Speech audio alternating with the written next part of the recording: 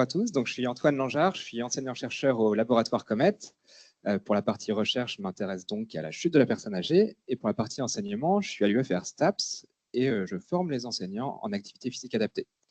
J'ai notamment la responsabilité d'un enseignement sur l'activité physique en lien avec le vieillissement, d'où mon intervention qui va être liée à l'activité physique pour la prévention des troubles de la mobilité et du risque de chute. Tout d'abord, merci à Mylène de m'avoir invité pour parler d'un rapport qu'on a écrit avec Jean-Jacques Temprado, qui est issu en fait d'une demande du ministère des Sports, qui nous a demandé de faire une synthèse des connaissances scientifiques sur le contenu et la posologie des programmes d'activité physique adaptée qui sont efficaces pour la prévention des chutes, mais aussi sur les moyens qui seraient simples et efficaces, un peu plus délicats peut-être, pour identifier les troubles de la locomotion associés à ce risque de chute. Donc dans cette présentation, je vais vous présenter les conclusions générales du rapport. Je ne vais pas mettre beaucoup de références bibliographiques, mais c'est un rapport qui va être basé sur un certain nombre de revues et de méta-analyses.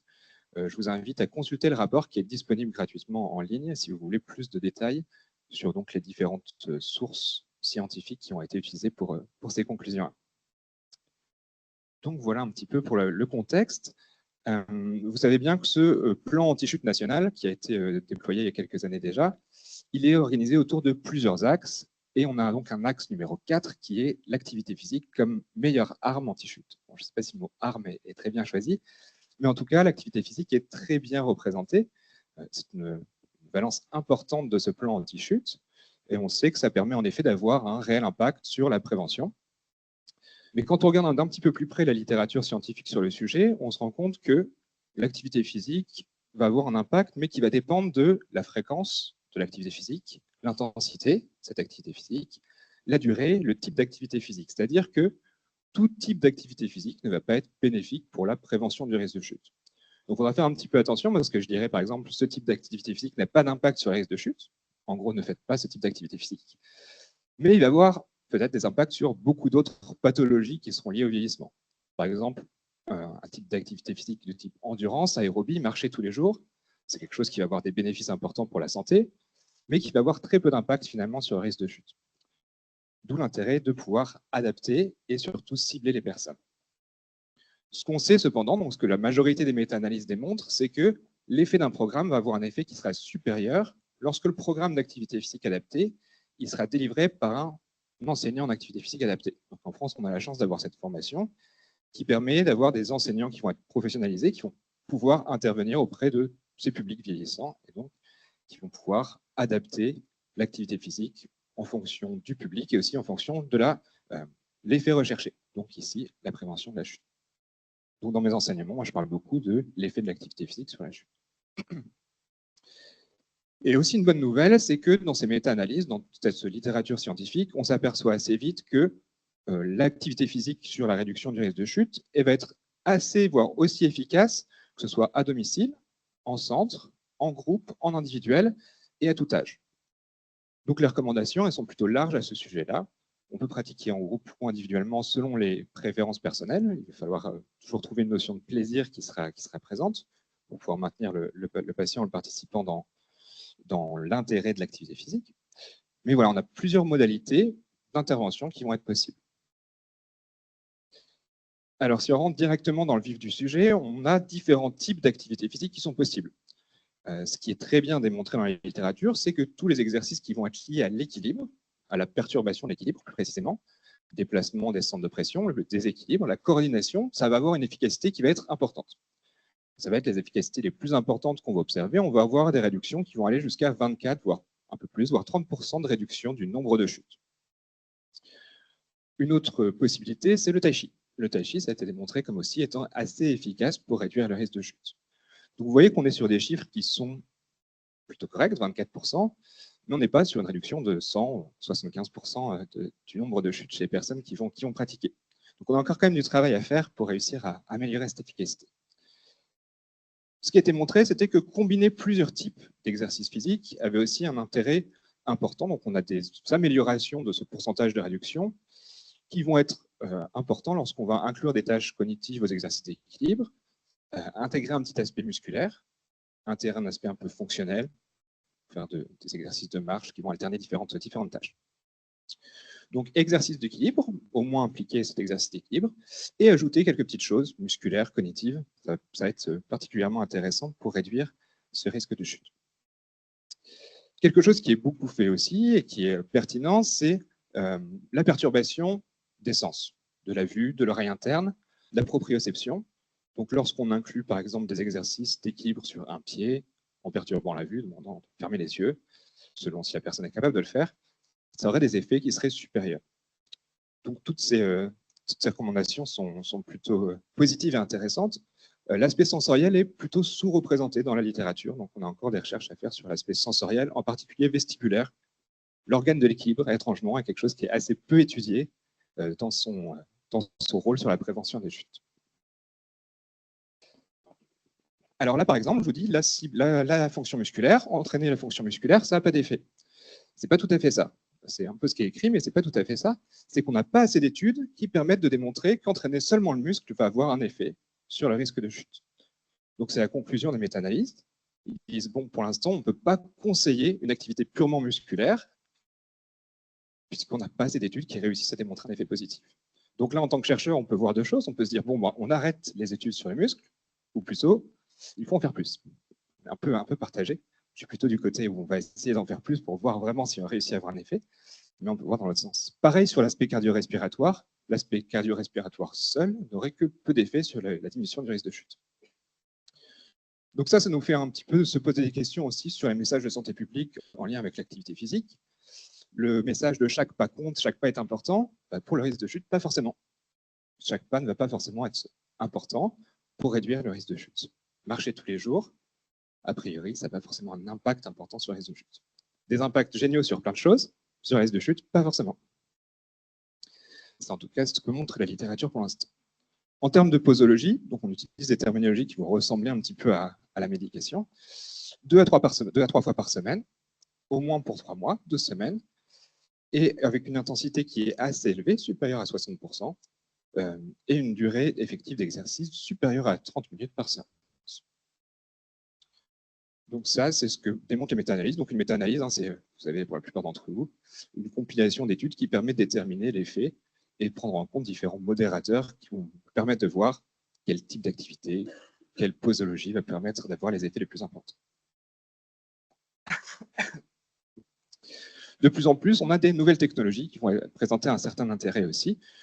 Donc on appelle souvent ça des exergames, exer pour exercice, game pour jeu, avec un aspect un peu ludique qui va permettre d'accrocher un petit peu plus les participants. Donc, on va y avoir un aspect motivationnel qui serait important, mais un autre intérêt qui pourrait être d'intégrer des tâches cognitives.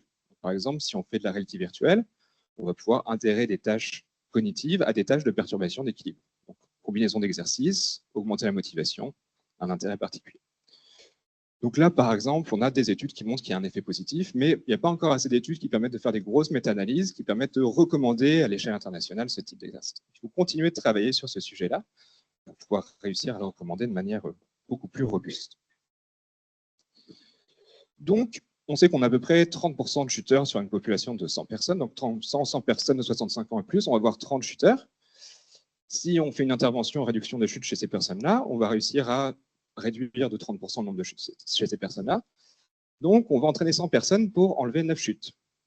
Donc là, on commence à se dire qu'on a peut-être une efficacité qui est un petit peu limitée, surtout que ces 100 personnes-là, on va sans doute pas pouvoir faire en plus une intervention aérobie qui va pouvoir réduire les problèmes cardiovasculaires. Donc, il va falloir réussir à faire quelque chose. C'est aussi pour ça qu'à très grande échelle, à l'échelle d'un pays, pour l'instant, on n'a pas de diminution, même quand on a des programmes qui sont assez ponctuels. On n'a pas pour l'instant de gros programmes nationaux de réduction de la chute par l'activité physique adaptée. À grande échelle, pour l'instant, les études ne démontrent pas une efficacité sur la réduction globale du nombre de chutes. Donc, la suite, c'est augmenter l'efficacité, c'est-à-dire qu'au lieu de réussir à réduire que de 30% le nombre de chutes, ce serait bien de réussir à réduire de 60, voire plus. Donc, continuer la recherche sur l'intervention d'activité physique adaptée, essayer de trouver le cocktail ou la solution la plus efficace qui pourrait augmenter cette efficacité, mais aussi améliorer le dépistage. C'est-à-dire qu'ici, sur ces 100 personnes et 30 shooters, ce serait bien qu'on ait 100 shooters, qu'on puisse réussir à faire des interventions uniquement chez des personnes dont on sait qu'elles vont chuter. Si on a 100% de shooters dans notre population de base, qu'on a une intervention qui va être efficace à 30%, on aura beaucoup plus de chutes évitées. Donc, deux problèmes dans la recherche en ce moment sur la chute qui vont nous intéresser. améliorer le dépistage et améliorer l'efficacité de la recherche sur l'intervention non médicamenteuse. Donc, pour réussir à cibler ces personnes, il faut déjà comprendre un petit peu leurs différents profils. On sait qu'on a un peu plus de 50% de personnes qui vont chuter, qui vont être des personnes fragiles. Donc, souvent, on parle de fragilité dès qu'on parle de la chute. Finalement, on a une très grosse proportion de chuteurs qui ne sont pas fragiles. Donc ça aussi, ça nous pose un petit problème. Comment est-ce qu'on va réussir à identifier ces personnes chuteuses qui ne sont pas fragiles? On va avoir des personnes qui vont être complètement autonomes, qui vont chuter en extérieur, parfois en prenant un risque, mais souvent sans prendre de risque particulier. Puis on a des seniors jeunes avec des causes qui sont un peu plus difficiles à comprendre, et des chutes qui vont être liées à l'environnement, en particulier dans le logement. Donc ces profils-là, on commence un petit peu à les connaître, et c'est très intéressant de voir qu'en effet, la fragilité, ce n'est pas forcément la seule chose qu'il va falloir cibler et évaluer chez ces personnes. Donc pour l'environnement, c'est pareil, on parle souvent des tapis, on en a parlé un tout petit peu, donc des environnements intérieurs, c'est quelque chose qui commence à être bien connu parce qu'on peut réussir à filmer l'intérieur des maisons, même avec des caméras qui vont permettre de flouter les visages, donc on va pouvoir conserver l'intimité des personnes. Donc les facteurs de risque intérieurs, on commence à les connaître. Facteurs de risque extérieurs, c'est un petit peu plus compliqué. Donc pareil, sur la recherche sur les facteurs de risque extérieurs, on essaie de travailler un petit peu là-dessus. Le mode de vie, donc on en a déjà parlé de l'alimentation, on n'a pas trop parlé, mais de la iatrogénie, différents facteurs qui peuvent être modifiables, la sédentarité, lié à l'activité physique. Et puis donc tous ces états fonctionnels, système vestibulaire, visuel, proprioceptif, donc plus aspect sensoriel, musculaire, cognitif, puis le contrôle postural qui va être lié à tous ces différents systèmes. Donc tout ça, c'est des choses qu'on peut être intéressé à évaluer quand on veut essayer d'évaluer le risque de chute, puisque c'est différents systèmes qui vont être impliqués dans le contrôle de la posture et l'évitement des chutes chez ces personnes. Donc ce qui est recommandé pour l'instant, c'est évaluer la fragilité, une vitesse de marche qui va être basse, une force musculaire qui va être basse, une perte de poids involontaire, déclin de capacité aérobie, d'endurance, une fragilité cognitive. Donc intéressant, un peu plus de 50% des gens qui chutent sont fragiles, mais on a une grosse proportion de chuteurs qu'on ne va pas réussir à identifier comme ça. On l'a dit un petit peu tout à l'heure, presque la moitié ne sont pas forcément fragiles. Et puis on a ces trois questions clés, qui sont sans doute connues pour beaucoup d'entre vous, c'est est-ce que vous vous sentez instable lorsque vous êtes debout ou vous marchez? Est-ce que vous craignez de tomber? Est-ce que vous avez chuté au cours de la dernière année? Et si une personne répond oui à une de ces questions-là, elle est considérée comme étant à risque de chute. Donc ça, c'est très utilisé, c'est très recommandé à l'international. Et lorsqu'on fait des études qui essayent de voir à quel point ça marche, eh ben, ça ne marche pas tant que ça. Donc, quand une personne répond oui à l'une des questions, ce qu'on a remarqué, c'était que le risque de chute dans l'année qui va suivre est de 30%. Le risque de chute d'une personne âgée de 65 ans et plus, c'est 30%. Donc, pas génial pour réussir à cibler les personnes. Lorsqu'une personne répond non, elle a quand même entre 25 et 40% de chances de chuter dans l'année qui va suivre. Donc voilà. Tout seul, de manière isolée, ce n'est pas forcément quelque chose qui va vraiment permettre de cibler avec une très grande précision la personne qui va chuter. Ce n'est pas pour ça que c'est inutile. On peut réussir à additionner le critère d'âge, additionner ces questions-là, additionner peut-être un test de mobilité, et là réussir à avoir quelque chose qui va être un petit peu plus précis, mais tout seul, ces trois questions-là, elles ont une limite importante. Donc en général, ce qui est fait, c'est que quand on a réussi à répondre oui à une de ces questions-là, donc grande chance de chuter quand même, on va essayer de faire des évaluations de la mobilité. Le classique, c'est la vitesse de marche. Ce serait la solution la plus facile et la plus valide, mais ça présente encore des limites importantes. La vitesse de marche elle peut être évaluée sur 4 ou 10 mètres. Il y a plusieurs cut-offs, plusieurs seuils qui existent. Celui qui est conseillé actuellement, c'est plutôt celui de 0,8 mètres par seconde. Il y a certains chercheurs et certaines institutions qui utilisent aussi 1 mètre par seconde. Il y a beaucoup de papiers qui remettent en doute l'efficacité de ce seuil de marche, ce seuil de vitesse, pour détecter les personnes qui vont tomber dans l'année qui suit. Donc pareil, en fait, tout seul, de manière isolée, efficacité limitée. Quand on les additionne un petit peu, c'est un petit peu plus intéressant. Donc c'est ce qu'a fait ce qu'ont fait un petit problème de présentation, c'est pas grave. Ce qu'ont fait les recommandations internationales pour la prévention de la chute qui sont sorties en 2022, donc il n'y a pas si longtemps que ça, c'est de prévoir un petit algorithme qui permet donc de commencer avec l'entrée par ces trois questions clés, donc les three quick questions, et ensuite d'intégrer l'aspect marche et voire équilibre. et de donc, diviser les personnes entre soit un risque faible, un risque intermédiaire, un risque haut. Donc là, on commence à avoir quelque chose qui va être un peu plus robuste. On va vraiment pouvoir avoir une sensibilité qui serait meilleure, une spécificité qui serait meilleure, et réussir à détecter un petit peu mieux les personnes qui vont chuter. Donc pour l'instant, c'est l'état actuel des recommandations. On va être plutôt sur cette méthode. Ça reste quand même assez limité. Donc on a vu qu'on a quand même beaucoup de personnes qui vont passer à travers la maille du filet. On ne va pas pouvoir cibler par l'activité physique adaptée. Et qu'on va donc avoir dans nos entraînements beaucoup de personnes qui vont aussi ne pas chuter. Donc pour l'instant, c'est le mieux qu'on ait. C'est pas mal, mais on peut faire mieux. Ce qu'on va essayer de faire par la suite, là, on vient d'obtenir un financement assez important pour développer un projet qui va se faire dans les 2 années qui viennent, c'est d'essayer d'évaluer l'efficacité d'autres marqueurs cliniques, donc la vitesse de marche, le time up and go, ces marqueurs que vous connaissez sans doute, ces évaluations que vous connaissez sans doute. On va essayer d'en voir d'autres, essayer de voir s'il y en a des un peu plus précis, ajouter des tâches cognitives, essayer d'évaluer d'autres systèmes. On peut évaluer le système vestibulaire, quelque chose qui est très peu fait. Donc essayer de voir si on va réussir à améliorer un petit peu cette précision par des approches cliniques, mais aussi intégrer des approches plus laboratoires. On va évaluer la marche, mais cette fois-ci de manière beaucoup plus précise. Au laboratoire, on peut poser des capteurs sur le corps des personnes et avoir une modélisation en 3D de la marche d'une personne et pouvoir, au millimètre près, savoir le mouvement de chaque articulation. Donc ça, c'est quelque chose qui peut nous intéresser et essayer de voir si on a des marqueurs qui vont être très précis et qui pourront peut-être améliorer largement la prédiction du risque de chute. L'idée, une fois qu'on aura fait cette approche laboratoire, comme c'est quelque chose qui va être assez peu facilement implémentable, c'est de faire du développement technologique pour essayer de rendre accessible cette approche laboratoire à la clinique. Donc, sans doute par l'utilisation de smartphones ou de plus petits capteurs. Puis quelque chose qui nous intéresse aussi, c'est l'approche de biomarqueurs sanguins. Donc ça, c'est quelque chose qui a été pratiquement jamais fait. Un biomarqueur sanguin de la chute, on n'en connaît pas vraiment. On en connaît des biomarqueurs qui vont prédire les déclins cognitifs, déclins musculaires, plein de déclins qui peuvent être liés à la chute, mais spécifique de la chute, pour l'instant, c'est quelque chose qu'on connaît assez peu. Donc, c'est quelque chose qu'on va faire dans les années suivantes, et puis j'espère venir vous présenter les résultats dans 2 à 3 ans, si ça fonctionne comme on le veut. Merci à vous, et je suis à l'écoute de vos questions. Merci Antoine.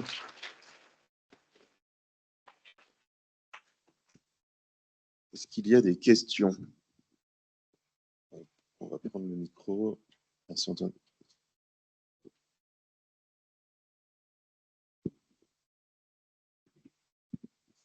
Bonjour.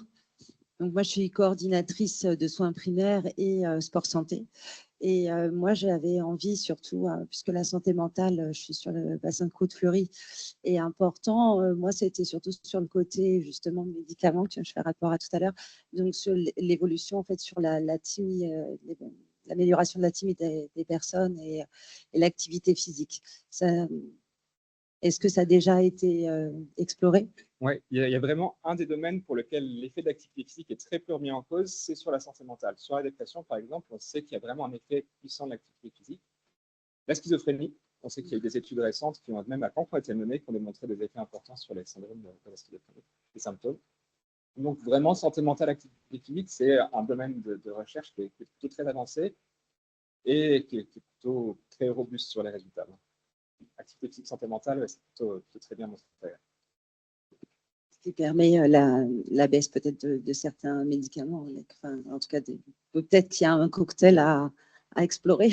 On a eu très peu d'études qui ont essayé de remplacer des médicaments par l'activité physique. Ça existe, mais il y en a très très peu. C'est assez compliqué à monter, parce que ça veut dire qu'on arrête un traitement qui a potentiellement un effet, on le remplace par de l'activité physique. C'est un petit peu compliqué à faire. Et si on veut randomiser, il faut qu'on donne un médicament à quelqu'un et qu'on donne l'activité physique à une autre. Finalement, les participants sont un peu réceptifs à ce genre de design. On essaie de le faire, c'est très compliqué de le faire. Merci. Une autre question derrière. Salut Antoine, merci pour cette présentation. Écoute, j'ai une question pour toi, puis en fait tu le dis, mais c'est juste pour essayer de rester positif. Tu sais, dans les méta-analyses, ça inclut des études et ça montre que ça ne marche pas ou n'importe, mais c'est un peu, je dirais, je fais toujours le contresens avec mes étudiants d'essayer de faire arrêter les fumeurs qui ne sont pas fumeurs. Tu sais, on a des études, ils veulent prévenir la chute chez des gens qui n'ont pas de problème de chute, donc forcément, ça ne marche pas sur la chute parce qu'il n'y en a pas. C'est un peu comme dire, je vais faire un plan anti-tabac chez des gens qui ne fument pas, ben, tu ne vas pas améliorer l'anti-tabac, ils ne sont déjà pas fumeurs. Donc, ma question, c'est juste parce que déjà que l'activité physique, si on demande à un médecin est-ce qu'il en prescrit, c'est presque zéro. J'ai presque envie de dire, tenter quelque chose, même une marche, ça va déjà faire quelque chose au moins. C'est parce que des fois, les méta-analyses, ça a ce défaut-là, c'est que ça inclut des études qui n'ont pas le bon échantillon. Tu le dis, hein, c'est à peine 30%. Bon, je vais parler tout à l'heure, mais ça reste que c'est quand même un message qui me gêne souvent quand on essaye, en termes de santé publique, d'essayer de comparer une pomme avec une poire quand le problème, c'est la chute. C'est pas autre chose. Donc, c'était une remarque sans être une question. Je suis voilà. entièrement d'accord avec toi et c'est aussi pour ça que j'essaie un peu d'orienter ma recherche sur la chute vers le dépistage parce que je pense que c'est là qu'il y a une grosse carte à jouer. Et si en effet on arrête d'avoir des cohortes où on n'a que 30% de chuteurs et on fait de l'activité physique de prévention de la chute chez des gens qui n'ont jamais chuté, ça a un peu d'intérêt. Donc, essayer d'augmenter et de réussir à cibler les personnes qui ont chuté, je pense que c'est vraiment super important. Merci. Ok.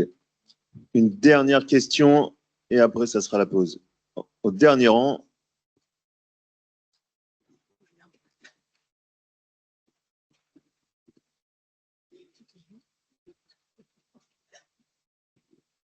Bonjour, Baptiste Fournier, je suis chercheur en STAPS au Centre Lambera.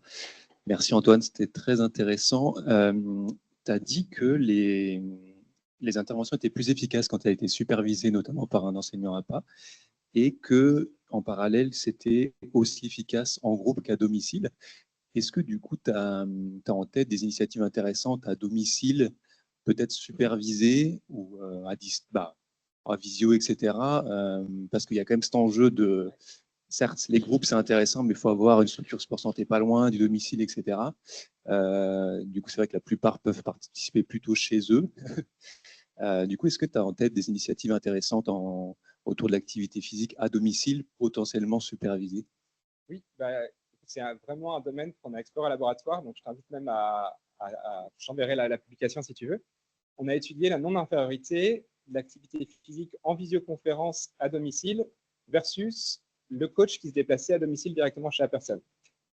Et ce qu'on a montré, c'est qu'on avait une non-infériorité sur la santé métabolique cardio-respiratoire, mais pas sur la santé musculaire. Donc, a priori, la visioconférence, ça marche sur pas mal d'aspects. Sur le muscle, on a encore des progrès à faire. Après, peut-être que l'amélioration technologique et l'intégration de certains capteurs pourraient améliorer cet aspect à distance. On peut imaginer des capteurs de force qui pourraient être intégrés à cet entraînement. On n'avait pas ça. Notre supposition, c'est que quand on n'a pas un entraîneur qui est juste à côté, pour atteindre des forces importantes, c'est un peu plus compliqué. Donc voilà, donc pour l'instant, c'est plutôt ça. C'est plutôt en vidéoconférence, ça marche plus sur l'aspect cardio, pas trop sur l'aspect muscle. Enfin, ça marche, hein, mais pas autant qu'un coach en face à face. Merci Antoine pour votre intervention.